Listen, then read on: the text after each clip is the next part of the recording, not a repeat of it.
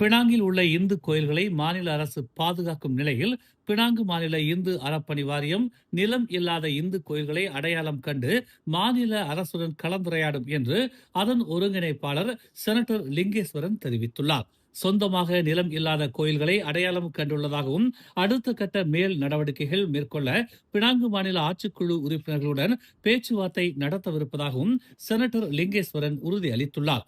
அரசு நிலத்திலோ தனியார் நிலத்திலோ அமைந்திருக்கும் கோயில்களை அகற்றும் தேவைகள் ஏற்பட்டால் முறையான மாற்று நிலம் வழங்குவதில் மாநில அரசு உறுதியாக இருப்பதாக பினாங்கு மாநில முதலமைச்சர் சவுகோன்யோ குறிப்பிட்டுள்ளார். இதன் தொடர்ச்சியாக பினாங்கு மாநில இந்து அறப்பணி வாரியம் இந்த முன்னெடுப்பை தொடங்கியுள்ளது. மேலும் செய்திகளை தெரிந்து கொள்ள தமிழ் மலர் இணையதளம், தமிழ் மலர் செயலி மற்றும் மலர் டிவி யூடியூப் சேனலை வலம் வாருங்கள்.